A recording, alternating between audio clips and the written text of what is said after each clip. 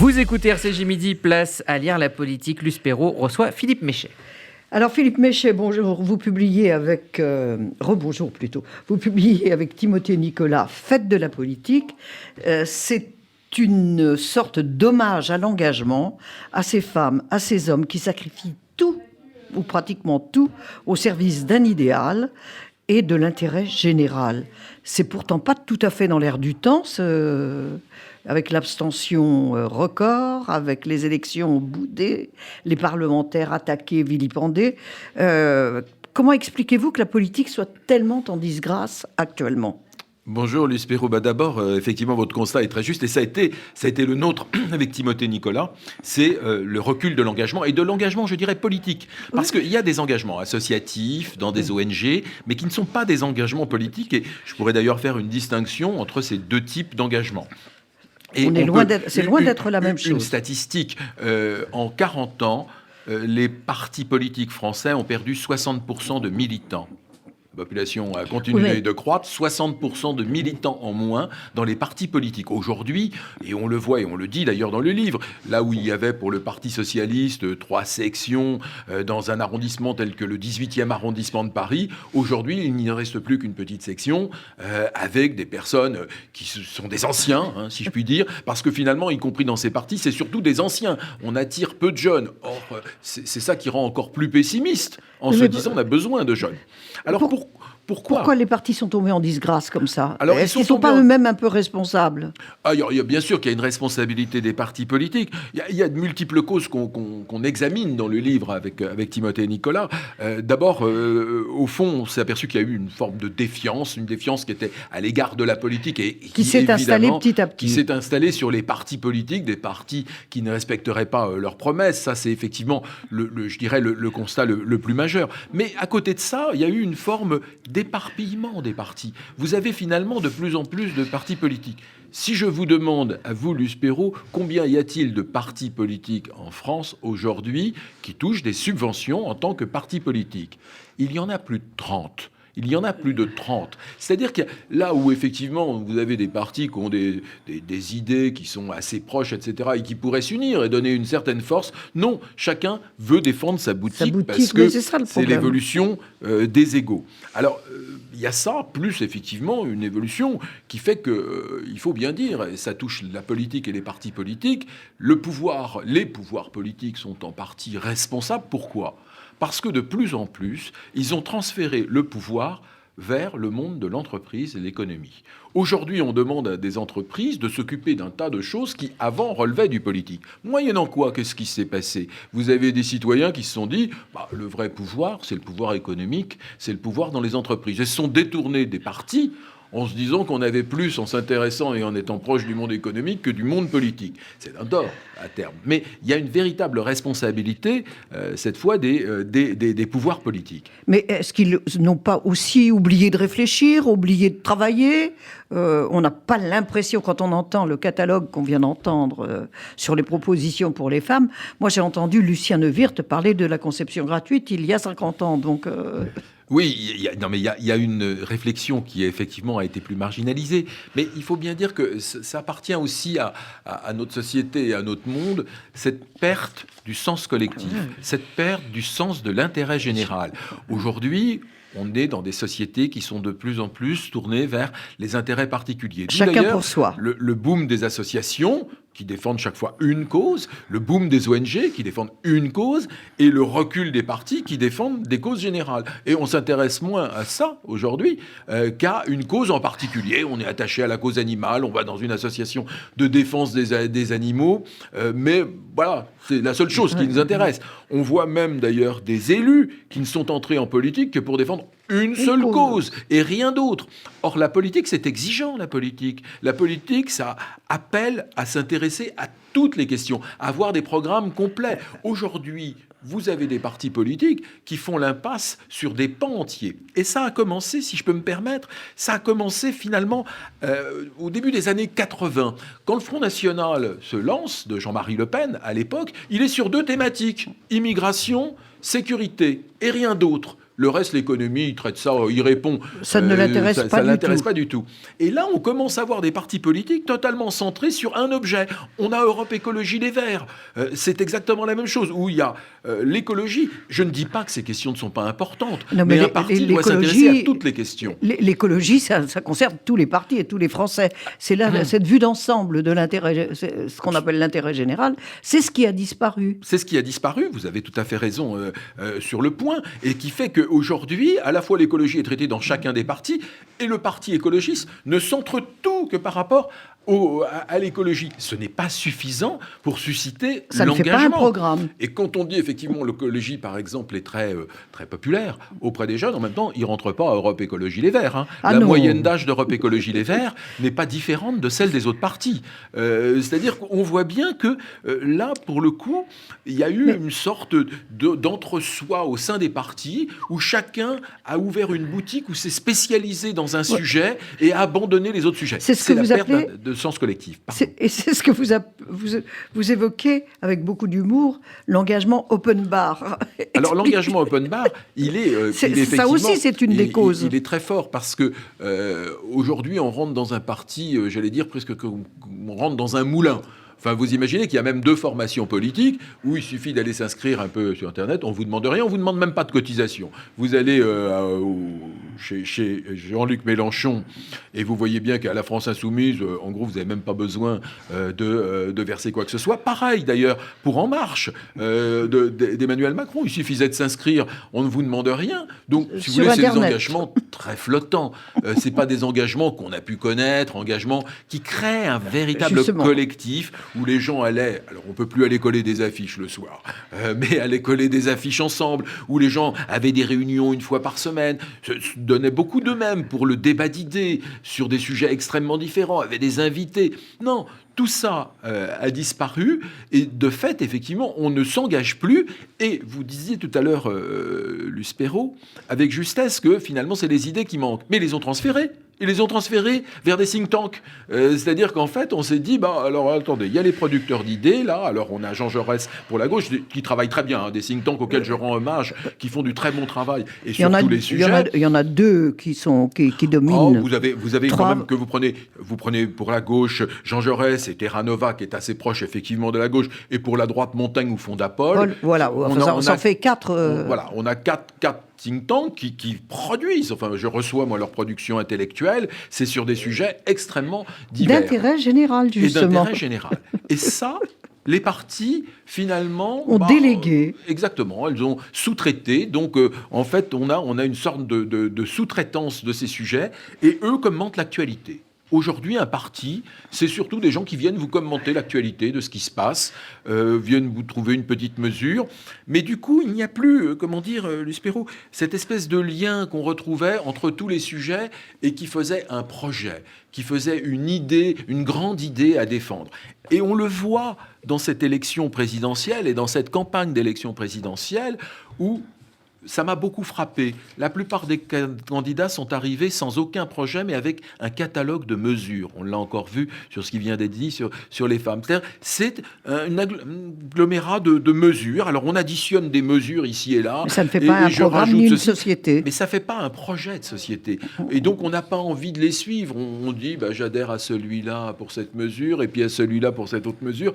Mais en gros, le projet global a été effacé. Peut-être pour mieux comprendre la déqualification actuelle des partis, faut-il revenir à ces présidents d'avant qui ont suscité justement cette adhésion, qui ont fait qu'un parti existait. Bon, il y en a, vous en distinguez 4 dans les précédents présidents de la Ve République. De Gaulle, évident. Pompidou, évident aussi. Sans lui, il n'y aurait pas eu Chirac, ni même Mitterrand en réaction. Et Chirac et Mitterrand, c'est les derniers qui ont suscité des adhésions absolument formelles. Alors, il y avait les bébés Chirac, Oui. C'était qui? Alors les bébés Chirac, c'est ceux qui se sont révélés à la politique par à la fois le charisme et le discours de Jacques Chirac. On prend l'exemple dans le livre de Pierre Bédier. Pierre Bédier est président du conseil départemental des Yvelines. Il était socialiste, il était rocardien, il était étudiant à Sciences Po, donc comme tous les étudiants à Sciences Po de l'époque, la plupart étaient rocardiens. Et puis un jour, un de ses copains lui a dit tiens, il y a un meeting de Chirac, allez. Voilà. Et il a été emballé et il l'a toujours suivi. Et Chirac lui a fait découvrir ce qu'était la politique, c'est-à-dire rendre service, une vision et rendre service aux autres. Et il le définit très bien d'ailleurs dans le livre en disant « J'ai découvert que j'aimais rendre service et j'ai découvert aussi la grande pauvreté ». C'est-à-dire c'était des politiques qui faisaient découvrir aussi les mondes que recouvre un pays, que recouvre la France. Et des mondes très différents, le monde de la pauvreté, le monde rural. Le monde rural, donc qui englobait. Donc c'était des présidents, je dirais, qui étaient à la fois au-dessus, qui étaient en réflexion. Et aujourd'hui, le problème qu'on a avec beaucoup de politiques, c'est qu'ils ne sont pas en réflexion, ils sont en réaction.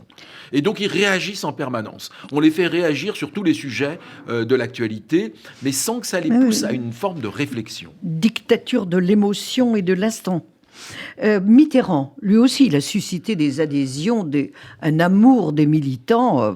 Souvenons-nous de la place de la Bastille en 81, c'était sous une pluie battante, les gens voulaient faire la fête quand même. Enfin, Mitterrand, président. Il y a une interview géniale, mais vraiment génial, un témoignage d'Édith Cresson que je recommande à tous nos lecteurs s'ils veulent comprendre ce qu'est la politique et l'adhésion à un idéal. Alors Édith Cresson est effectivement, d'ailleurs c'est la première politique que nous avons interviewée assez longuement, qui est d'ailleurs en grande forme. Oui, 84 ans, mais... Elle a toujours du punch. Édith Cresson, elle n'avait pas envie de faire vraiment de la politique au départ dans la vie. Pas du tout, elle faisait HEC femmes. Jeune fille. Jeune fille, c'était le nom à l'époque. Et puis, là, elle avait une copine, qui est Paulette de Crène, que évidemment les connaisseurs de la politique connaissent bien, puisque Paulette de Crène a été avec Mitterrand pendant toutes ces années. Elle l'a connue quand elle avait 13 ans. Et Paulette de Crène lui a dit « Oh, tu sais, on a besoin d'une candidate dans un coin où il n'y a aucune chance d'être élue. » C'était d'ailleurs très encourageant.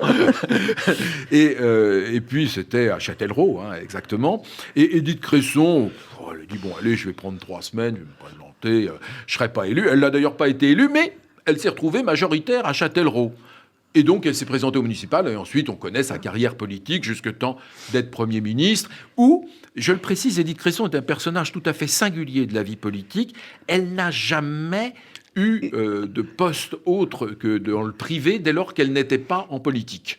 C'est-à-dire que c'est pas quelqu'un... Elle se distinguait, elle se destinait... Absolument. Elle se destinait à l'entreprise. Au Conseil d'État ou à la Cour des comptes, comme on l'a vu chez les politiques. Non, elle retournait à chaque fois dans le privé. Et alors, elle évidemment, nous a décrit effectivement sur ce que Mitterrand aimait en elle, c'est qu'elle avait une dimension qu'il n'avait pas. Il avait perçu que Édith Cresson, c'était quelqu'un qui aimait l'économie. Et d'ailleurs, Édith Cresson a des mots très très durs sur le Parti socialiste en disant « Mais alors, pour les intéresser à l'économie, il fallait que je me batte à l'époque. » Mais justement, c'était ça, François Mitterrand. C'était quelqu'un qui allait se dire cette dimension le talent et l'engagement. Alors là, je dois le dire, surtout le jour du droit des femmes, à quel point Édith Cresson a subi de la part des hommes... Les avanies. Ça a été absolument... terrible. Elle a été d'abord ministre de l'Agriculture. Alors, il y a toujours cette anecdote où elle va au congrès de la FNSEA et elle est accueillie par une grande banderole en disant on espère que tu es meilleur au lit qu'à l'agriculture. C'est vous dire un petit peu le niveau. Et la réponse d'Édith Cresson qui va à la tribune, qui ne désarme pas et qui dit « Ne vous inquiétez pas, j'ai une grande habitude des porcs ». Et donc, avec un sens de la répartie formidable, Édith Cresson a été vraiment... Elle a subi des choses ignoble. La Pompadour, quand elle a été nommée... La Pompadour, c'était aussi son surnom. On voit effectivement à quel point ça a été très compliqué. Tout était caniveau, quand même, elle, le niveau. Qui est la seule femme Premier ministre de la Ve République. Mais il y a d'autres personnages, alors, effectivement. Donc, vous cantonnez donc cette adhésion et cet engagement à ces 4 présidents. Giscard n'en fait pas partie. Alors, pourquoi ? Giscard, c'est un cas très particulier. Parce que, on a eu la chance d'avoir un des derniers derniers entretiens d'ailleurs du président Giscard d'Estaing, un long entretien. Mais pour vous raconter en anecdote, en arrivant, je lui dis... Monsieur le Président, vous avez quand même beaucoup de points communs avec Emmanuel Macron, ou plutôt il en a beaucoup avec vous. Et il a répondu aucun. Nous n'avons aucun point commun. Alors je lui ai dit, il y a quand même la politique. Et là, on a une description de Giscard. Il dit, mais je n'ai jamais été un vrai homme politique. Je suis un ingénieur et un gouvernant. Moi, j'étais là pour gouverner. J'étais pas là pour faire de la politique. Et par ailleurs, je suis un ingénieur. Et donc, en fait, tout son discours était autour de « moi, le jeu politique ne m'a jamais vraiment intéressé ». Alors, il exagère sans doute, hein, bien entendu, il exagérait sans doute. Mais il est évident... Bussereau explique, vous rapportez un témoignage de Dominique Bussereau qui explique bien ce côté de Giscard. Absolument. Et qui fait comprendre.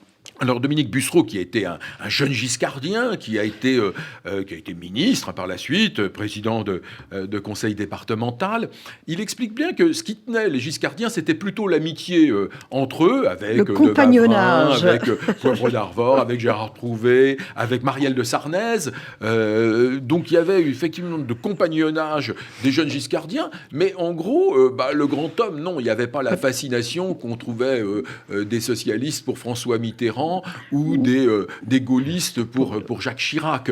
C'était un gouvernant. Ce qu'on aimait en lui, c'est son intelligence, une intelligence éblouissante. Oui.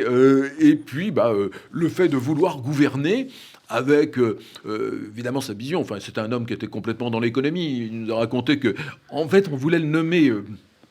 du temps du général de Gaulle, il voulait le nommer, Pompidou, je crois, était Premier ministre à l'époque, ministre de l'Éducation. Et il a combattu ça terriblement. Il n'a jamais voulu être ministre de l'Éducation. La seule chose qui l'intéressait, c'était l'économie et les finances qu'il avait appris avec Pinet, et qui, toute sa vie, finalement, c'était l'homme de l'économie et des finances.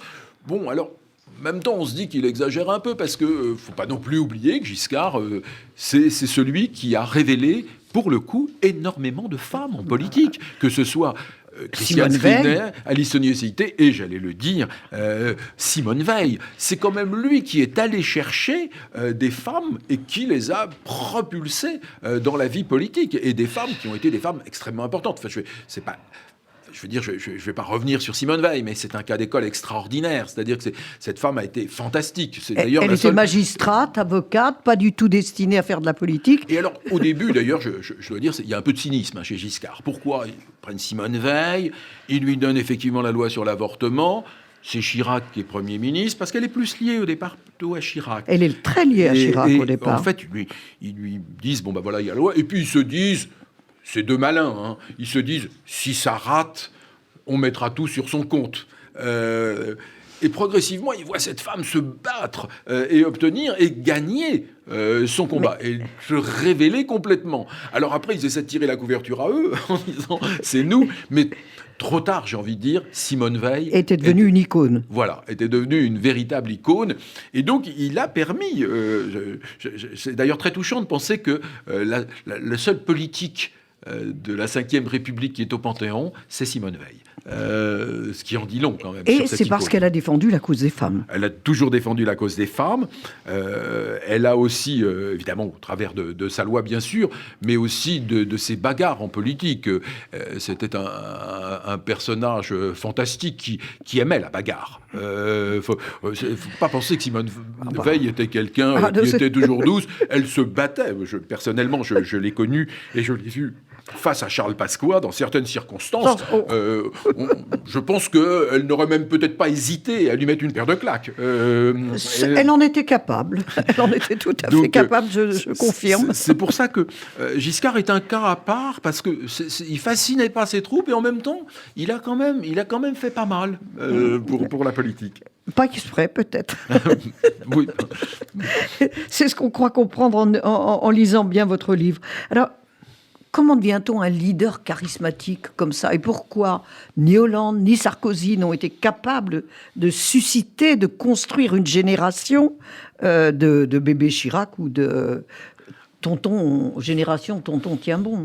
Parce que ceux-là avaient une vision une vision de la France, une certaine idée du pays, de son évolution, du progrès, etc. Et que n'ont pas eu Sarkozy, il a été élu, mais avec la critique, en critiquant Chirac. Quant à François Hollande, c'est une élection doublement par défaut parce que Dominique Strauss-Kahn est empêché dans la présidentielle, et par défaut parce qu'on rejette Sarkozy plus qu'on vote Hollande. Et donc François Hollande, finalement, il n'amenait pas une vision. François Hollande, c'est presque on dit tout le temps qu'il a fait beaucoup de politique, mais en fait, c'est quand même un technocrate en politique. Et finalement, il faisait plutôt de la gestion, quoi. Hélas, on me fait signe qu'il va falloir conclure. Donc, il y a deux problèmes. Est-ce que l'Europe n'a pas un peu renié du prestige de l'élu ? Si, bien sûr. Si, bien sûr. À la fois, l'Europe, c'est un formidable dessein et un formidable projet. Et en même temps, si vous voulez, les règles européennes ont fait que beaucoup de gens ont senti que le vrai pouvoir n'était peut-être plus chez les politiques, mais était plutôt côté Bruxelles. Et de fait, ça a sans doute découragé d'y aller. On le voit sur certaines mesures aujourd'hui. Et c'était évoqué au début dans ce journal, sur le prix de l'énergie, quand on voit que le prix de l'énergie, en réalité, est déterminé à Bruxelles, quels que soient les moyens de production des pays, il n'est pas déterminé à Paris en fonction de nos moyens de production. Alors, il y a quand même aussi quelque chose qui est spécifiquement français, c'est la place des intellectuels dans la politique. Ils ont pris le large depuis Sarkozy, en gros. Ah oui, même avant Sarkozy, ils ont commencé à prendre le large.